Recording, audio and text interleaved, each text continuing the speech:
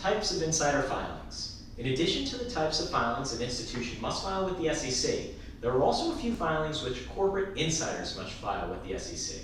Corporate insiders are officers, directors, and those that hold more than 10% of any class of a company's securities. The first type of insider filing is a Form 3. Once an individual becomes an insider, a Form 3 is filed to initially disclose his or her ownership of a company's securities. A Form 3 must be filed within 10 days after the person becomes an insider. Meanwhile, a Form 4 is filed as soon as the insider executes a transaction. The Form 4 filing includes the amount purchased or sold and the price per share, and must be filed within 2 business days following the transaction date.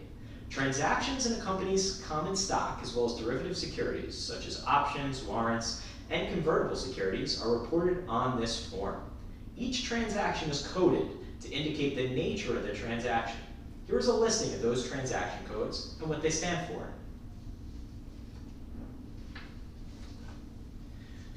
When at least one transaction made by an insider was made but never reported, either due to an exemption or just failure to report, a Form 5 must be filed.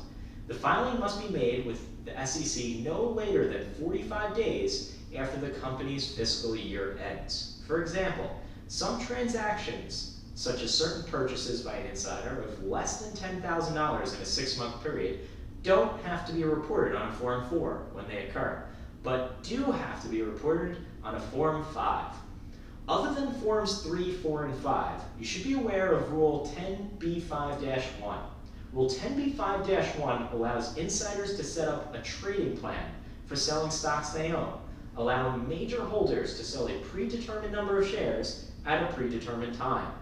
The last major insider filing, which you should be aware of, is the Form 144.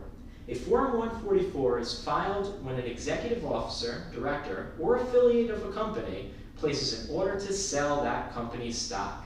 There are 5 basic requirements to fill in order to sell under a Form 144. Here they are.